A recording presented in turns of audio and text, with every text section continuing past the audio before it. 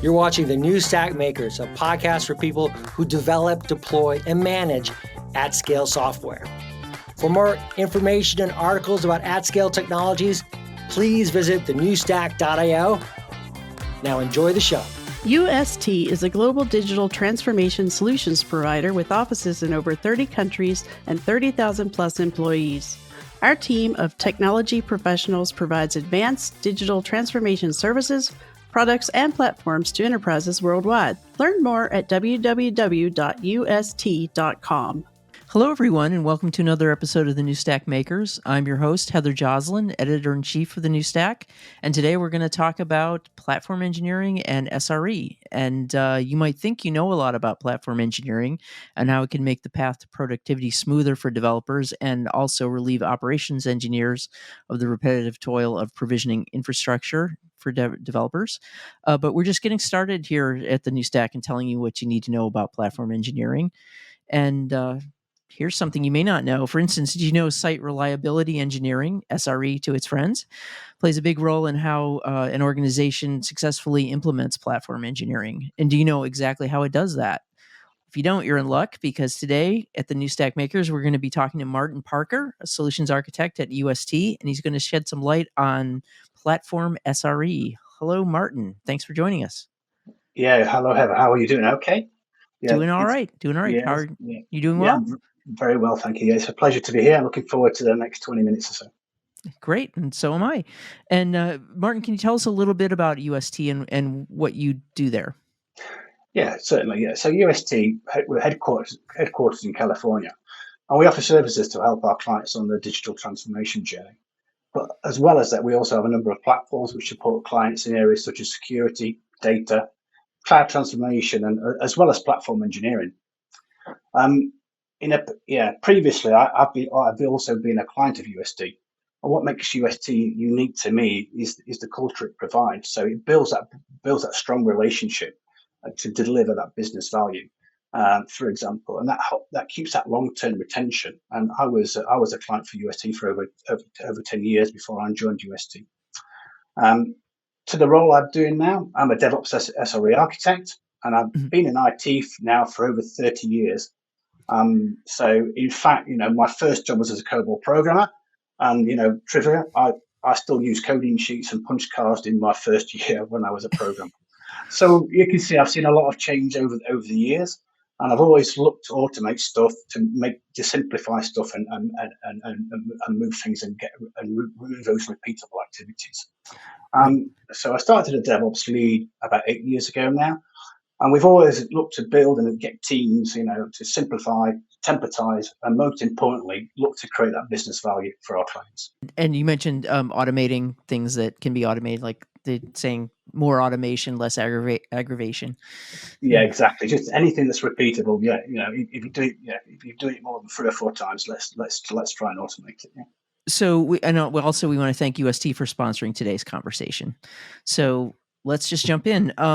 We've written a lot about platform engineering in the New Stack. But whenever I do a podcast about or a video about platform engineering, I always ask people to define it, because it seems like it's become a buzzword. It's still being defined a little bit. What is platform engineering to you?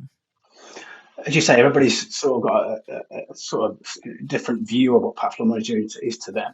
So to me, it's the discipline of creating and maintaining that underlying infrastructure and the tools that the developers can use to efficiently build and deploy their applications. So the aim is to abstract away the complexities of the platform and enable developers to focus on writing code rather than dealing with infrastructure, dealing with their pipelines. Okay.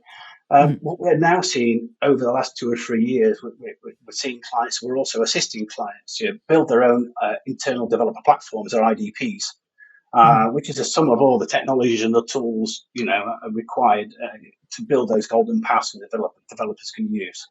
So the aim, again, is to lower that cognitive load on the engineering teams, allow them to focus on what they need to do in terms of delivering business value, and to self-service as appropriate. So look to abstract away the complexities, but not the context. So, the developers still need to understand what they're developing on, but to make it easy for them to do so. A well-designed, internal developer platform will follow a platform as a product type approach, where the platform team builds it, maintains it, and continuously improves it, taking feedback from the development community. Yeah, so the developers are their customers in this Exactly. internal So, customers. yeah, so the platform engineers, have a number of internal customers. That's correct. Yeah. You mentioned creating that golden path for developers, so they don't have to wrangle with Kubernetes so much and all sorts of tooling options and so forth. They can just build. So we've tended to focus on the impact on developers when we talk about platform engineering, but obviously it has a big impact on operations engineers. And what is the impact, over time, on a day-to-day basis over time on operations engineers when there's a platform created, when there's an IDP created? Yeah. So exactly. So, as you say, the platform engineer's got the golden path, is looking to reduce the burden on teams and also operation engineers. Right. By providing that, a defined, structured, streamlined environment with the right guardrails in it. The aim is, the operations team will spend less time troubleshooting infrastructure issues and allow them to concentrate on optimizing how their application uses that platform to improve, the reliability, security, and the performance. When deployed well, a platform engineer can support the SRE teams by, the aim is, you'll see a reduction in incidents and tickets, because they're not seeing that incidents happen on the platform instead, and ensuring the platform is also, they'll ensure the platform is maintained going forward and also improved going forward as well. Yeah. So again, there's that connect between the SRE teams and the platform engineering teams. So we talked about the impact of the platform on the SREs. Where do they? My understanding of SREs is that they, as you mentioned, they optimize the platform so it runs efficiently, has fewer incidents, but also look for improvements. So where did the SREs fit into the workflow of a organization that has an IDP? Yeah. Okay. So as part of the IDP, one key thing as part of that platform engineering is to build a standardized observability and monitoring solution for that platform, implementing those best practices, and again taking feedback in from the SREs. So we're building, a Kafka service or a Kubernetes service. The platform engineering teams is basically providing the service level indicators, the SLIs, which the SREs can easily consume to enable them to perform their role. Yeah. So the platform engineers themselves should be adopting an SRE type mentality, and also, to provide, the SLIs and SLOs for the platform. And as we mentioned before, see the application SREs as their internal customers. So, the SRE team then can build on top of those SLIs and SLOs and add what they need to do to provide that reliability and the KPIs around the platform reliability. So in a way, the SREs are also customers of the platform. Exactly. Yes. Yeah, that's correct. What challenges and problems do SREs typically face that platform engineering can help solve? Yeah. So as we mentioned before, one of the biggest sort of challenges the SRE team faces is getting the right telemetry from their observability and monitoring tools. And if standard agreed patterns are not set, the SRE teams still have to meet their remit. So they'll potentially go and build those out in particular silos, and each team potentially have a different solution around that. So platform engineering can address this challenge by establishing standardized practices, automating operational tasks, and implementing the tools for effective monitoring and alerting, and also incident response. So again, the applications SRE can then build on top of these patterns. Yeah, standardization seems to be a big benefit to platform engineering, because we talk about it. We've tended to talk about it in terms of developers. They have all these tools, and just every department is using team is using a different set of tools, and having a golden path standardizes that, but we hadn't been talking about it as much Yeah.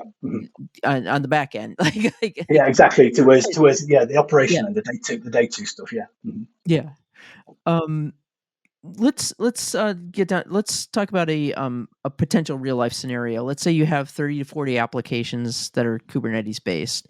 What are some steps you can take to create a framework with the ability to deliver SRE standards going forward on that? Okay. Yeah. Okay. So let me try and highlight with a sort of real world example. What I've been Mhm. involved in the past. So in the past, as a DevOps lead, we built Kubernetes infrastructure and platform, and we Mhm. deployed about 15 to 20 applications on top of that. And to do that, again, we talked about the standardization. So what we delivered within there was an ELK stack for alerting and monitoring, but also deployed an APM tool. In this case, it was Dynatrace. And we created a standard around it. So we created a standard templatized CI process, a standardized deployment pipeline process, where the engineers came in around that. So the engineers are getting the benefits of having a platform, but also the operation teams and SRE getting the benefits of that standardized observability and monitoring stack, which has been implemented as well, and across all those applications. Then the application has SREs built on top of those foundations, enabling to manage the reliability of the critical business website that was running on that. So again, we're talking about standardized configurations, automation, monitoring and logging, a good incident response process, and lastly, making sure everything's documented. So from a documentation perspective, everybody's aware what's available and how the platform's being built. What are some of the best practices that you and UST would suggest for organizations that want to implement SRE standards and practices in a platform engineering organization? Okay, yeah. So I think first thing teams need to do is obviously where they're going to get the biggest bang for the buck. Yeah, so concentrate on your business critical applications. That's what you need to go for first. Understand the platforms which are foundational to the delivery of the application. And at UST, we do recommend taking a platform engineering approach to your SRE implementation. So we would look to then design the foundational observability for those most used platforms in the application stack, and look to establish those clear service level indicators and service level objectives, for that platform, which the application SREs can then utilize. If viable, we suggest taking advantage of tools the client's already purchased, rather than buy new tooling, and look to consolidate tooling if there's overlap as well. On top of that, it just be the standard SRE playbook, specifically around collaboration and cross training. Blameless postmortems, reducing the toil automation, and lastly but not least, cost optimization. Look to understand your cost and remove unnecessary costs as appropriate. Yeah, you mentioned blameless postmortems. That's something that we've written about as well. But can you for those who may not know what that is? So a blameless postmortem, it's all about the culture of an organization. Yeah. So the aim of a blameless postmortem is bring the teams into after an incident, and the target of the incident is not to point fingers at anybody who's done it. Is actually understand the root cause of the incident, and the outcome of the postmortem is a backlog of features which will be implemented to stop a reoccurrence of that. So the target is to learn from the incident and fix forward from the incident, so to stop repeat processes going forward. And also, usually in that postmortem, you may also highlight other areas which you've not thought about before, and again they can add it to the SREs and platform engineering's backlogs. Yeah. So not to scapegoat anybody, not to just figure out what happened and how to make it not happen again. It's a big cultural change for for organizations as well. Yeah. Speaking of culture change, how do you drive adoption of the platform in an organization, specifically with SREs? Yeah. Okay. So again, I think one key thing is you've got to get sponsorship. Key thing is sponsorship of the C-suite. Around that to enable you to deliver that. And then to back that up, you really need to use OKRs, for example, to drive that. So the ability to drive everybody's working towards the same objectives then, and their OKRs can feed up to what the C-suite's team are looking for. But key is to have that sponsorship and that support from the whole organisation in trying to get that delivery. Around that, there's trainings and workshops we need to do, and conduct sessions and trainings. And also to champion, program champions. So some people who can champion that program of work and drive through going forward. And I think lastly, as always said, is make sure that feedback loop's there. It's all right driving the adoption of the platform, and once it's driven in, what went well, what's not gone well. So you need to be able to do that and drive a feedback loop. I know it's always hard to find people who can do these jobs, who can do, who can be SREs, who can be operations engineers or platform engineers or developers. Even these, there's always a shortage of talent. What can you what are the arguments for adopting platform engineering in that sense? To alleviate that issue. Does it help to deal with further automation and things like that? And having a golden path, does it help ease the talent crunch? Yeah, exactly. So as you say, there's a big talent crunch around people with the resources of relevant skills in terms of observability, in terms of training and platform engineering as well. So you don't want all your developers to be Kubernetes specialists or SREs or SRE specialists. But what you want to be able to do is the ability to create templated deliverables. So the ability, for engineers to pull from a catalogue of entries. So what you're doing is you have a platform team and a set of SMEs who are pulling together this set of approved template deliverables, and this enables also the guardrails to be put there. So you've not got that platform team can make sure if you're deploying a Kubernetes cluster, it's done to that client security controls and the right processes and right, so it's done to their patterns as well. So no one's going ahead and having that sprawl and multiple different types of versions are going around, making maintenance really difficult going forward. So having the platform teams enables you, as you say, from a talent perspective, have the right talent in the right areas for the right role, and then moving forward, it stops the spread of having multiple people doing the same role, because you're managing the guardrails, you're managing the standards from a central team. So yeah, I think that's good for managers to know that this can help alleviate some of that issue. And does it makes, I would assume, also makes everyone happier that they're not that they're not having to do repetitive tasks and exactly. They can just build. If they're a developer, they can just build. So we talk about retention as well, don't we, of staff as well, keeping people retained and whatever. So if you've got a developer in there, if he's having to deal with security issues or pipeline issues or infrastructure issues, he's not going to be happy he's working. A developer wants to develop it. And again, the platform engineers, they want to be focused on technical delivery. And manage that as well and feed that feedback loop in there. So I think from both a skills perspective and a retention perspective, it works both ways. And any final thoughts on this whole topic? Any takeaway that you especially like people to have from this topic? So I think the key takeaway is as you say, when you're going towards an SRE type area and you want to implement that, you need to think about how you can achieve that with as quickly and as efficiently, as cost effectively as possible.